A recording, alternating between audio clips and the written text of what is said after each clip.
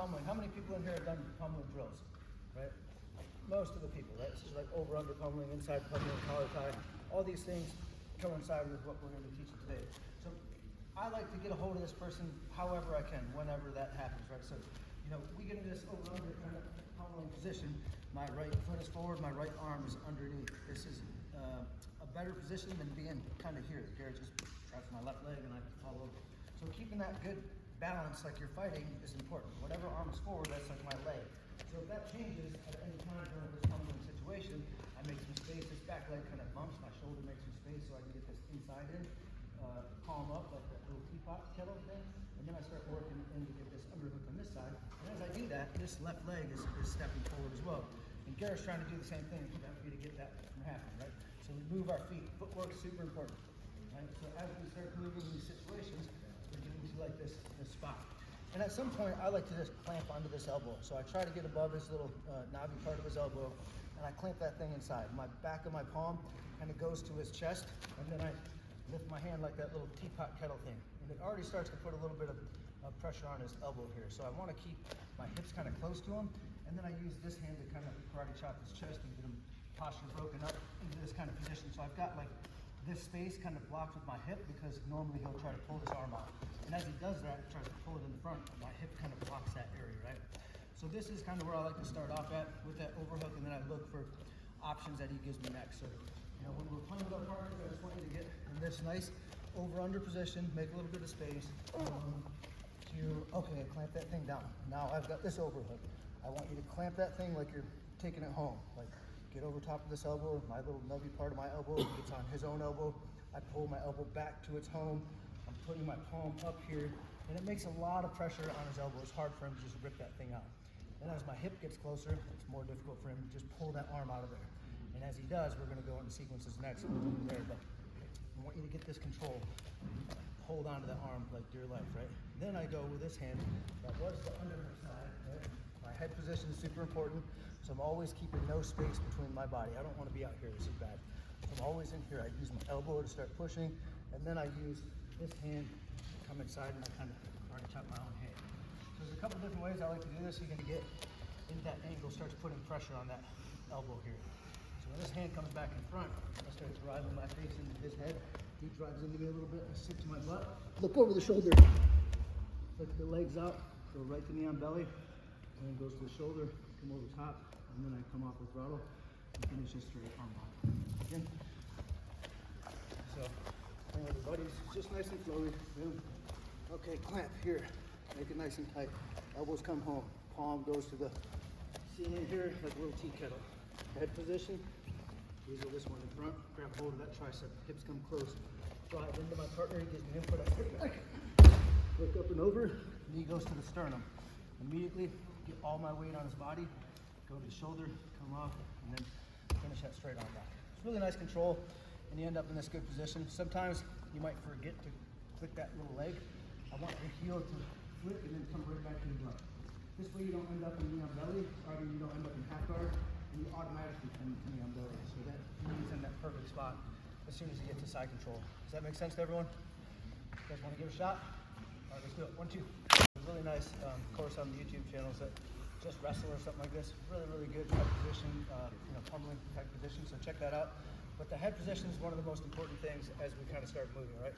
This is my first line of defense. So as I get that overhook and I get my face in the side of his head, he doesn't like that being there. He wants to move it somewhere. So I just keep using my face inside of there, and I look through this inside of his chest. And I do this like elbow uppercut and then grab on the back of his head and kind of bounce it a bit. So Tom was working with that collar tie yesterday a bit. I'm doing that same thing, but I get an uppercut and then I bounce his head off and start driving my face and drive forward. And when that back foot kind of stops, that's my idea to go, oh, get underneath it, and then look for that little inside trip position. So if it doesn't work and you end up in the guard position, it's no big deal because I have this great overhook and I just finished that same arm lock from the bottom position. So I'll just show you this really quick so you get an idea, but I want to get more takedown stuff. So we get that little kettle pot, chop him, bam, head position, drive into him. I sit here and Garrett's like, oh, I'm not doing that. Oh no, what do I do? And then I just go right here. Slide my body where I need to be. Foot goes to the hip and I slide back and I finish that arm lock here. When he doesn't like that, he turns his thumb up or other way good. Yeah, he'll do this. I'm gonna end up right back in the same position. So don't worry if you just get taken down, as long as you have that nice overhook position, you're bringing those elbows home. I lock that thing in place. I've got my head position in a good spot. I've got connectivity with this person, so as they start to resist, I can just slide back and get that same straight arm bar. And then as they defend it, I get a sweep immediately. So I love to do this position.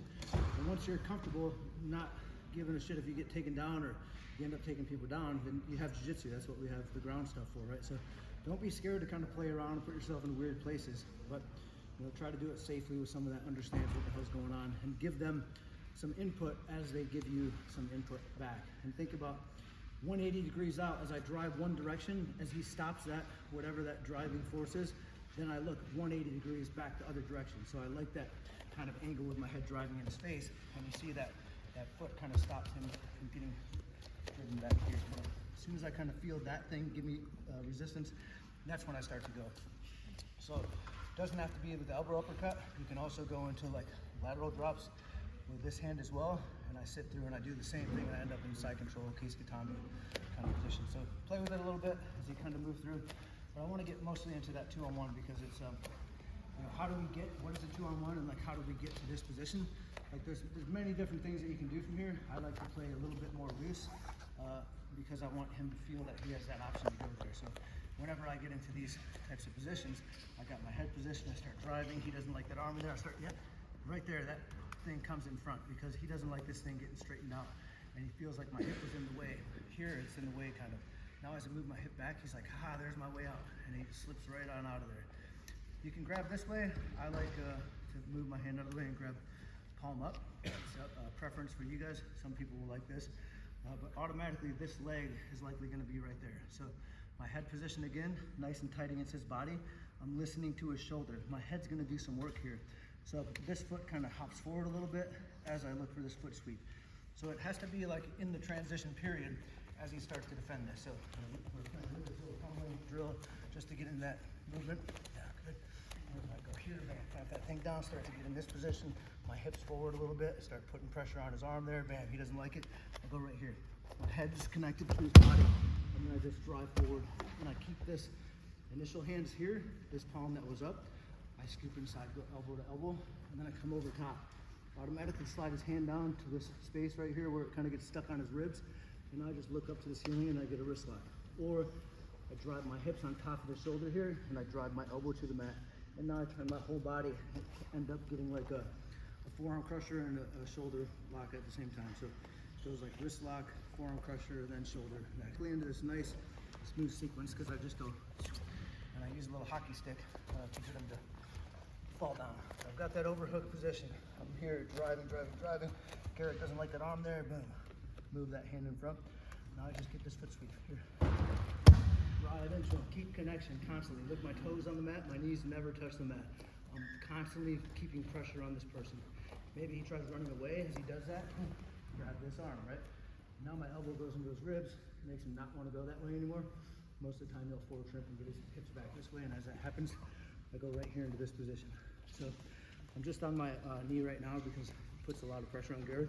But ideally, like I'd be putting all my weight on top of his body and stopping this hand here to get that wrist lock, or drive my elbow all the way to the mat, get my ribs on top of the shoulder, and then I look to the ceiling to get this forearm crusher and then the shoulder lock next. Here, moving a bit, bam. Elbows nice and tight, palm up, drive my face inside of his head, start putting pressure on that arm, he doesn't like it. Sweep. Pressure on the body. He starts running away. Elbow goes to the rib cage. Come over top. Fingers on his belly there. I can stop him if I like and get a wrist lock, or drive my ribs on top of his shoulder, get my hips down, turn to the ceiling, and get that forearm crusher or the shoulder lock. Anyone need to see that again? Any questions? One more? Yeah. A little bit. Clamp. Head position. Karate chop, drive into Garrett, make some pressure. Drive into him. Elbow goes to his ribs. Slide that wrist to the side of his body. Get a wrist lock, or hip down, and get this forearm crusher and shoulder lock. All right, let's do it. 1, 2. And then I start driving and he starts getting bothered by this little shoulder crunch here, and I get that arm. A lot of people saw, like, if I keep this grip, you can take a little bit longer to transition. It just seems like it's not as efficient. But when I switch my hand to this, it's pretty quick. And I've got this like 45-degree angle. I don't want to be way out here. And you'll see some people that really love to put their shoulder into the armpit and open up this arm. I don't care about any of that stuff because it's not what the game I'm playing. I want to be like here in this position. It doesn't matter what happens with this arm. I've got something in this space, and then I just go here and I just start a little hockey trip and not break my ankle as I half-ass it. But the pressure comes from, like, you know, this position. I just go, my head does most of the work, and he just falls over. So connection with your face to the shoulder has to be super important. Next thing we'll talk about is this one I love because it looks silly, but it works so well. I just fall down in front of this person. They just roll right over top of me. So it's a real dumb situation. We get in here, I got that head position, karate chop on the face, drive my shoulder into his head. He starts moving the arm out of the way, and I go, oh, maybe he moved that foot out of the way. I can get into Uchimata ankle pick position.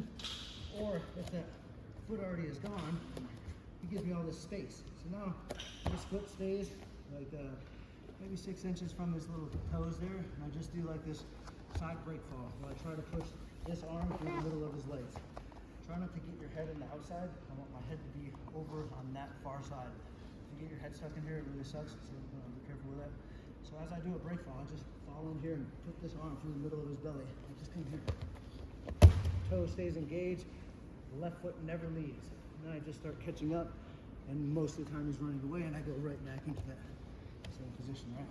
So it's a really nice spot to be, but we'll go into this knee bar here because it's really cool too, that I like to get into. Make an overhook, head position, grab my face in the hand, move the arm out of the way. That foot's gone because it may be smart, just fall down. Toes engaged.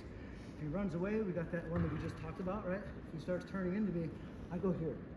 And I get into this over-under position automatically. So my right knee is already looking for his right knee. This left hand starts to look for that knee, and I start to get here, boom. And I get right into immediate like dog bar spot.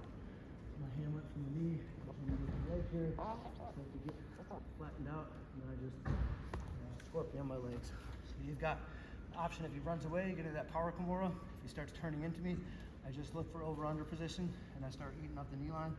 Get the leg straight in line with his body, and I finish the dog bar. The mechanics of the dog bar are good to get into. If you guys kind of understand over-under positioning, try to get that leg straight in line with the body. You got submission options as well. I just like to give you a whole bunch of information. If you're struggling with the takedown, don't worry about the submission. Just figure out how to get this takedown, right? So, in the overhook, driving my face into there, start putting pressure on that arm. He doesn't like it. Oh, look for that foot. Maybe it goes away. Maybe I half-ass it. So I like to half-ass it just to get that foot to go away as well. I just fall. My left foot stays in this place. Try to make his arm go between his legs and just fall under the center of gravity. Here, on my toes, I can run after him if he starts running, and then I can take up that space, make it a little bookshelf, or if he starts turning into me, I just go, left hand goes to the knee, I start getting over that knee line, getting deep, walk my hand out, get flat, and then I just finish the knee bar. Or you start to work into passing, and then get back into side control as well. It's a really good transition. You take away all the space really quickly, then you've got options for submissions or kind of transitioning through some of the things that you guys might already know. So don't make it your jiu-jitsu, my jiu-jitsu. Just look for options and then look for submission opportunities as you flow through. Karate chop. Dive into his face. Start putting pressure on the arm. Look for that sweep. Foot goes away. Just fall down. Drive into him, maybe catch back up. That same thing that we just did, you can use. I was here, he starts turning in, over under. Look for this knee. He comes over, walk my hands out. Get little leg in line with his body, crisscross my feet on his Achilles, and then finish that dog bar. Or go back into passing. And then recycle. Any questions on that, guys? Can you see it one more time? There is a question. Yeah. Try to do it, I usually don't have enough momentum when I land on side control. He lands on side control. Yeah, great question. So sometimes this doesn't work because you don't give them the input, or you maybe didn't get under their center of gravity. If I just hold on to this arm and fall. It's pretty hard for Garrett to not fall over here. It's like very, very difficult, right? So if he does somehow get his legs back and he doesn't fall over, I'm like, oh, what do I do? What do I do? I just go. I just turn and wrestle. So it's that leg is going to be there, and I've created all that space because they want to pull themselves back. So when that does happen, you know, you end up half-assing that thing, and the guy ends up in side control. No big deal. I'm already like in that inside space, so I just go from here like, oh, I'm not going anywhere. And I just go, okay, and I wrestle. So now I'm on top position where I want to be anyway. So you can kind of, you know, half-ass some of these takedowns and end up in a dominant position pretty quickly if you understand the mechanics of the movements later, if that makes sense.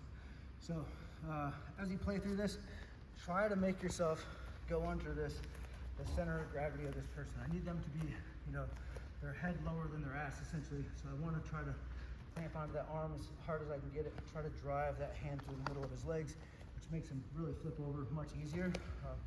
But you can just hold that arm and fall down, and they almost all the time fall over you. So this is like one of my favorite takedowns. Get here, overhook, head position, drive into him, start putting pressure. He likes that arm out of the way, and then I just fall.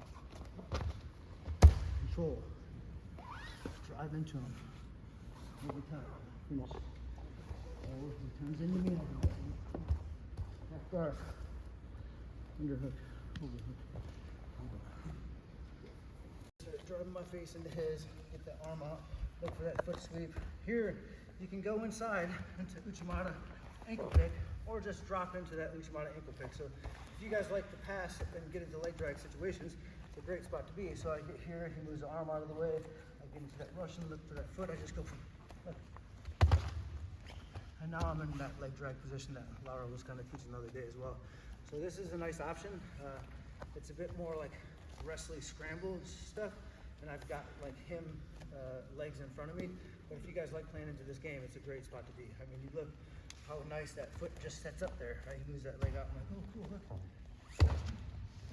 Now I just get into leg drag. So it's really, really easy takedown if you guys can understand some of the mechanics of it. That's there pretty often.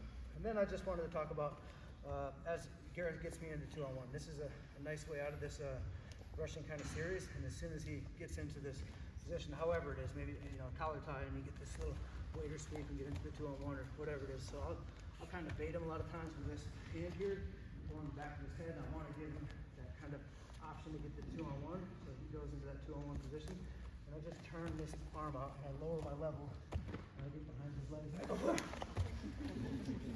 you can really get some cool takedowns like this. They're highlight reel movements, so it's kind of fun to play with. Load your legs up as you work through the situation. Boom, grab the back of his head. And give him that Russian. I just spin out, my level.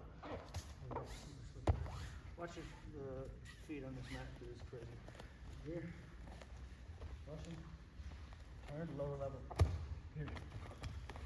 And start driving.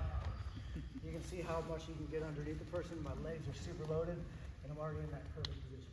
Here.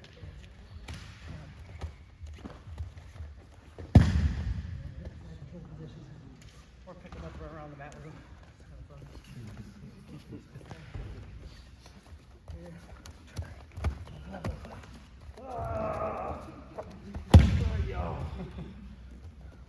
Make sense? You guys want to play with that a little bit? It's kind of fun. It's just gives you some options when the guy does start getting that 2-on-1. When it's loose, it works really good. Yes, sir? Good question. Can you, the ankle pick one, right, where you're reaching over and picking the ankle, is there a way of going, instead of doing an overhook, just doing like an arm drag and going straight into that? Yeah. So, Arms right here. yeah. And then here. I don't know. I go from like an underhook, Uchimata, ankle pick, Yeah. and then I use that to get into arm drag. Go back to the same kind of situations. Yeah. Okay. So it flows through like nicely with the arm drag, overhooks, underhooks. And I like a whole sequence like I get here, overhook, underhook, Uchimata, ankle pick, arm drag, look for that foot sweep, Uchimata, ankle pick again, and it goes like this or whatever. Flow through a sequence and start seeing where you get opportunities, yeah. But this one's just a fun one. Collar tie. Gets in that 2-on-1. And then pull them out. And then start going into double legs or single legs, whatever you guys are familiar with.